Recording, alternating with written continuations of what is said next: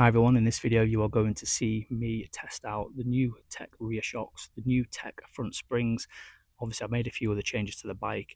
Let's go for a ride together and I'll tell you all about it.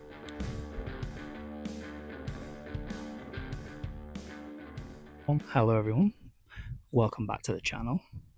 I am holding my mic like Geordie and Freddie do. It's such a bad intro. For those eagle-eye viewers, you can see I've made a few more changes to the bike, and there's a few more changes coming up on the way, ready for overnight stay in the lakes. I'm going to test out some of the camping gear and actually see whether when we do NC 500, whether we want to camp or whether we want a B&B or whatever it's kind of going to be. But I need to kind of test out some camping gear, so that is coming in the next few episodes.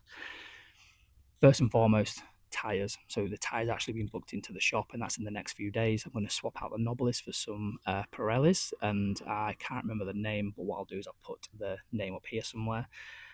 I did intend actually to put the bike into a shop and get the rear shocks done, which you can see have already been done on the bike, the front shocks, sorry, the front springs, and just a few other things as well. They quoted me and it was reasonable, but I just can't stretch to that at the minute with all the outgoings that I've got. So what I decided to do was change the shocks myself. Got some footage of that coming up. I'm going to go test out the bike with the new shocks and springs with the knobbly tyres and see what the difference is, and then hopefully I'll see even more improvement when I get the bike back in a few days time, when it's got the more road biased tyres on. Okay, so shocks have arrived. Let's go see if they fit, and then if they fit I'm going to do it myself. If they don't fit, then it's going into the garage, or if I can't make them fit, they're going into the garage. Okay, so rear shocks with the air canisters on the back, and then my front springs. So let's see whether this fits on the bike. Okay, so it looks like the right length, which is good. The biggest thing is I just need to make sure this doesn't touch or impact my number plate on the other side, because if it does, I then need to speak to down and out again to get a low side number plate. But I do wonder if I could just turn that one the other way around. So we'll see. But yeah, putting these shocks on, they look good at the minute, I guess, for what they are. They're quite heavy. They're adjustable shocks, which apparently they're pretty good, and the main reason for getting these is to obviously make these OEM standard ones redundant, I guess is the right word to say about it. But anyway, been waffling for way too long. I just think these eyelets are too small, so let's see what happens. But yeah, at the minute this might go into the garage.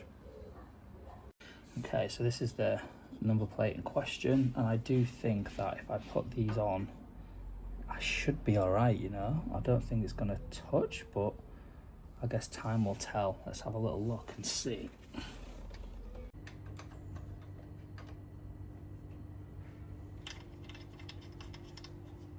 Okay, so the shocks are on. Good and proper now. Still is a bit tight, but I'm actually goes down and out later tonight. It's going to go in the car, but I might go on the bike actually, and just, this is a bit close to my liking at the minute.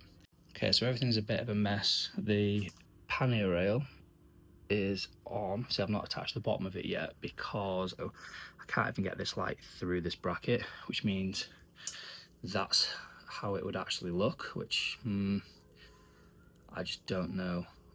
I've had to put a longer screw in. The screw literally goes right to the end of that, obviously to get everything in. This was the original one. That's not going to be long enough, so I've replaced that with a longer one. Yeah, for those that are saying I've had an unsafe thing with my chain and everything, I mean, yeah, the bag's going to be there. There's no way it's ever going to hit the wheel, but I just need to make sure everything here is absolutely Loctited.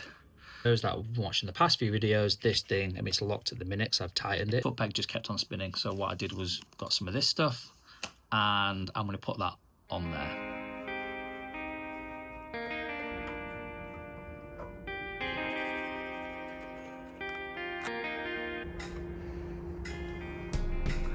Cut a coat hanger, the bottom end off, leaving a hook, and I could just pull both things out at the same time.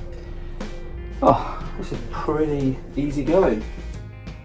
So I haven't yet purchased the adjustable whatever they are, things. So I'm going to put this one back on and then, yeah, see how this goes. So I must say that when I was actually online trying to figure out like how to do this, nothing actually for a T100, but these are just a direct replacement from what I've got. I think I probably will upgrade to the adjustable tops eventually. And with that, it's all done. So I've put the screen back on. I've also remounted my quad lock, so now it's not in portrait mode, it's in landscape. I'll try and get a picture of that somehow, probably remains to 360. But I'm going to take the bike out for a spin, see how it handles and feels now that the rear shocks and the front springs have been upgraded, and also when new tyres go on, I'll do another review after that.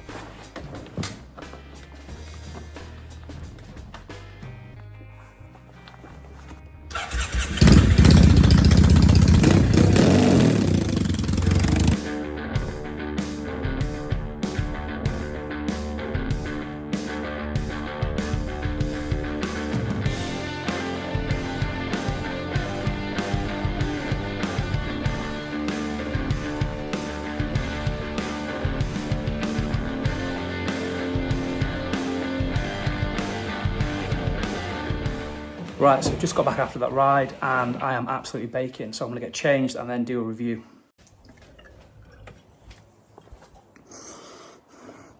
Oh, it is warm today. So, hopefully the footage does that justice, but I felt like the bike was unstable, but stable. I'll try and explain this. So with the shocks, before, ultimately it could be the shocks or the tyres, I'm not really too sure now, because riding that bike in the minute felt absolutely unreal. It could just be a placebo effect, I get that, but I definitely felt like when I was approaching corners where normally I would be so panicky that the bike isn't going to turn, I felt like it was so easy to tip the bike, like it wanted to tip anyway.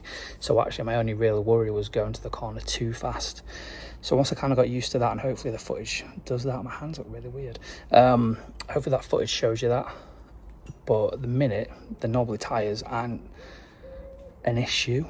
So I'm looking forward to actually seeing what it's like with more road biased tyres on the bike, because if that feels any better than what that just did, and the shocks aren't even broken in yet, I think the tech guy said about 100 miles to break them in.